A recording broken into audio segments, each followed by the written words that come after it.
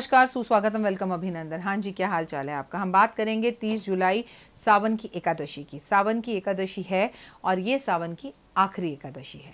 सावन के अंदर केवल 2 ही एकादशियाँ हुई, जैसा कि हर बार होता भी है कि महीने में 2 एकादशियाँ होती हैं, एक शुक्ल पक्ष की, एक कृष्ण पक्ष की।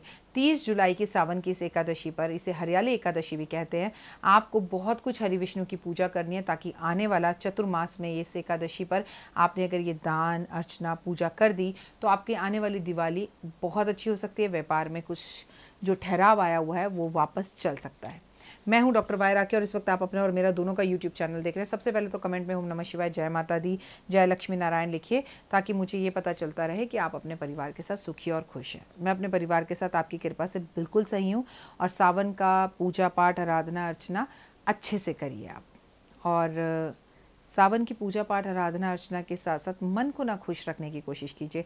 वैसे तो सावन का इतना खूबसूरत मौसम, बारिश, तो इससे मन हमेशा इंसान का खुश ही रहता है। लेकिन कई बार कई बातों को लेकर और पास्ट को लेकर बैठ के हम सोचते रहते हैं और बातें करते रहते हैं और बेमतलब पे अपने आसपास एक ऐसा ऑरा बना लेते हैं कि खूबसूरत माहौल और खूबसूरत समय को भी हम अपने आप खराब कर लेते हैं। सुशांत सिंह राजपूत ने अगर 5 मिनट सुसाइड करने से पहले अपने किसी मित्र से बात की हुई होती तो शायद आज बात कुछ और होती। वैसे ही आपसे कहूँगी, ज़िंदगी के अंदर मरने से पहले अपने मरने का कारण हमें ज़रूर सोचना चाहिए। क्या वो प्रॉब्लम इतनी बड़ी है कि हमारी ज़िंदगी से भी बड़ी हो गई? ऐसा कुछ नहीं होता दोस्त।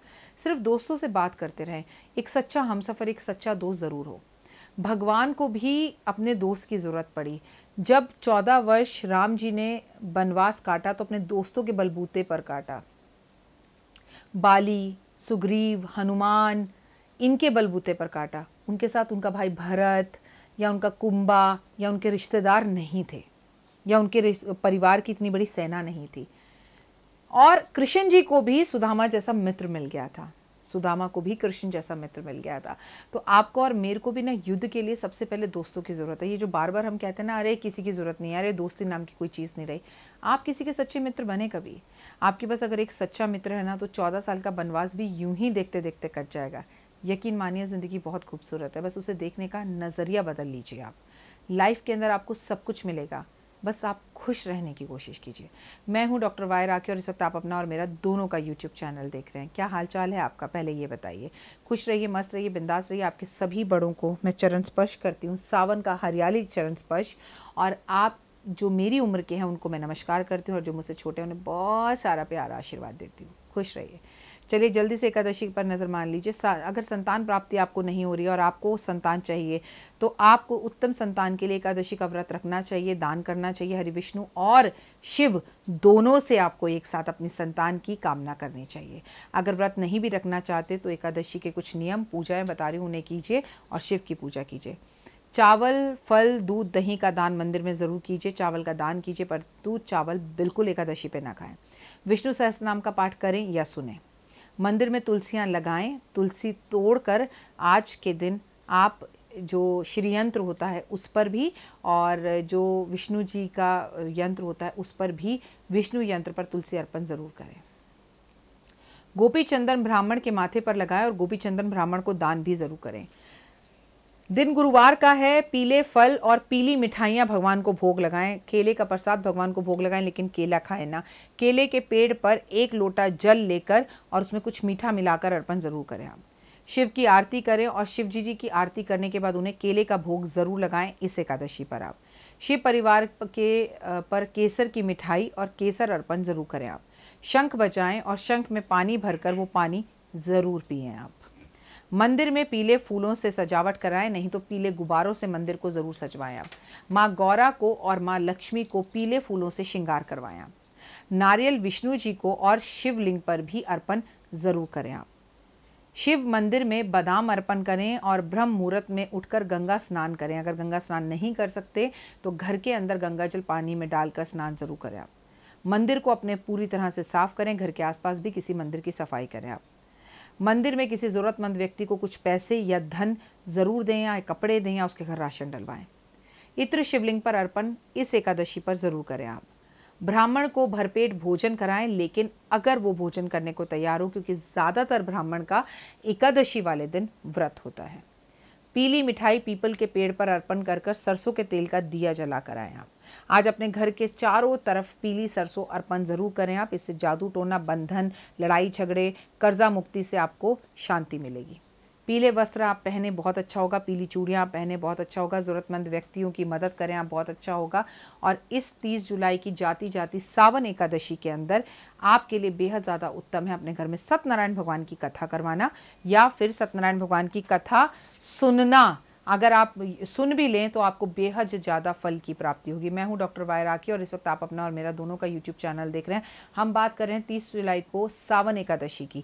सावन एकादशी में हम शिव और विष्णु दोनों की पूजा कर कर दोनों से वरदान पाते हैं, डबल वरदान। तो अगर हम भगवान की पूजा मन से अच्छे से करें तो हमें वरदान बहुत ज़्यादा मिलता है। मैं आपको एक सिंपल सी बात बता दूँ, हम ना व्रत रखें या ना रखें, लेकिन कुछ चीज़ें बहुत अच्छे से कर सकते हैं। जैसे हर ब्राह्मण का एकादशी पे व्रत होता है, तो अपने घर से साबूदाने की खीर बनाकर, साबूदाने की खिचड़ी बनाकर ब्राह्मण को दी जा सकती है।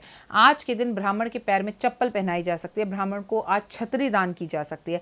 ब्राह्मण से आशीर्वाद लिया जा सकता है। अपने पितरों के नाम पर आज कुछ बाजार में से नीम का, पीपल का, शम्मी का, तुलसी का पौधा लेकर, बरगद का पौधा लेकर आज लगाया जा सकता है। एकादशी वाले दिन पौधे लगाना बहुत अच्छा है। वैसे भी किसी ने कहा है मरने के बाद अगर जिंदा रहना है तो 2 काम ज़रूर करो।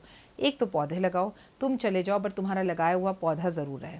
दूसरा, आप किताब लिखो। एक आपने क्या काम किया ज़िंदगी में, किसी भी कहानी को लिखो, किसी भी उपायों को लिखो, कुछ किसी की जीवनी लिख दो, बट एक पुस्तक ज़रूर अपने बाद छोड़ कर जाओ। हो सकता है आपके जीते जी वो पुस्तक इतनी फेमस ना हो, लेकिन आपके जाने के बाद वो पुस्तक शायद किसी के लिए ज्ञान का भंडार बन जाए। मैं हूँ डॉक्टर वाई राखी। इस वक्त आप अपना और मेरा दोनों का यूट्यूब चैनल देख रहे हैं। सावन का पावन महीना चल रहा है। आपको एक समय भोजन करना चाहिए, भगवान की पूजा आराधना अर्चना ज़रूर करनी चाहिए। बीच में अगर आपकी पूजा के बीच में सावन का सोमवार आ जाए और आपको पीरियड्स हों और आप पूजा ना कर पाएँ, तो जैसे आप व्रत रखती हैं वैसे व्रत रखिए। और जो पैसे आप मंदिर में अर्पण करने वाली थी, खर्चा करने वाली थी अपनी पूजा में, वो किसी ज़रूरतमंद बच्चे को दे दीजिए। उसके चेहरे पर मुस्कान आ जाएगी। उसे आइसक्रीम खिला दीजिए, चॉकलेट दे दीजिए, मिठाई दे दीजिए, क्योंकि नर सेवा नारायण सेवा, इससे प्रभु बहुत खुश होंगे। और अगर अभी तक आपने मेरा YouTube channel 5 minute stories like नहीं किया, सब्सक्राइब नहीं किया, शेयर नहीं किया, तो प्लीज़ उसे ज़रूर कर लीजिए, क्योंकि ऐसा करने से आपको बहुत मज़ेदार कहानियाँ सुनने को मिलेंगी जो आपकी मेरी ज़िंदगी से जुड़ी हैं, जो शिव और पार्वती से जुड़ी हैं, जो विष्णु जी और लक्ष्मी जी से जुड़ी हैं, जो नॉलेजेबल हैं, जो हमें अलग अलग ज्ञान देती हैं। अगर आप फॉरेन में हैं और एकादशी का व्रत नहीं रख पाते हैं तो कुछ भी मत कीजिए। जिसने एकादशी का व्रत रखा है उसे फ़ोन करिए, उससे बोलिए आपके नाम पर वो व्रत खोल ले, उसे कुछ पैसे भेज दीजिए। और वैसे आप दुनिया में कहीं पे भी हो, मतलब जैसे मैं भी फ़ॉरेन आती जाती रहती हूँ और एकादशी होता है तो मैं कभी नहीं छोड़ती। मुझे वहाँ खाना ना भी मिले तो मैं फल खा लेती हूँ, मैं ड्राई फ्रूट्स खा लेती हूँ, मैं भगवान का नाम लेकर दही खा लेती हूँ और मेरा दिन पास हो जाता है। क्योंकि जो आप करना चाहें वो दुनिया में आप कहीं भी क्यों ना हो उसे ज़रूर करेंगे। दुनिया में जितने भी व्रत है ना, उसमें एकादशी का व्रत सबसे उत्तम व्रत है। ऐसा हम तो कहते ही कहते हैं, हमारे शास्त्र तो कहते हैं, लेकिन अमेरिकन रिसर्च भी ये बोलती है कि जो लोग एकादशी का व्रत रखते हैं उन्हें कैंसर नहीं होता। जो लोग एकादशी का व्रत रखते हैं उन पर हरि विष्णु की विशेष कृपा होती है, ऐसा मैं कहती हूँ। और जब हम मरते हैं तो हमें यमदूत लेने नहीं आते, क्योंकि एकादशी, विष्णु की पूजा, कार्तिक का महीना, सावन की पूजा, तुलसी की पूजा, मेरे को लगता है ना हर किसी को नसीब नहीं होती है। और अगर आप एस्ट्रोलॉजी से जुड़े हुए हैं, आप एस्ट्रोलॉजी में बिलीव करते हैं, तो आप इस व्रत में भी बिलीव कर कर देखिए। कुछ दिन इस व्रत को रख कर देखिए, आपकी ज़िंदगी यूं से यूं हो जाएगी। लाइफ पूरी तरह से बदल जाएगी। आपके दिमाग के चक्षु खुल जाने लगेंगे, आपको धर्म समझ में आने लगेगा, आपको कर्म समझ में आने लगेगा। मन खुश रहिए, बिंदास रहिए, लेकिन व्रत रख कर किसी से सेवा मत करवाइए। मैक्सिमम काम अपने आप कीजिए। कोशिश कीजिए कि आप दही खा लें, कोशिश कीजिए कि आप सात्विक भोजन करें, कोशिश कीजिए कि आप एकादशी के व्रत में कम बोलें और ओम नमः शिवाय, ओम नमो भगवते वासुदेवा का जाप सावन की हरियाली इस एकादशी पर ज़रूर करें। आप फिलहाल मुझे दीजिए इजाज़त, लेकिन मुझे टिकटॉक, इंस्टाग्राम, फेसबुक पर लाइक कीजिए, सब्सक्राइब कीजिए और शेयर कीजिए। जय माता दी।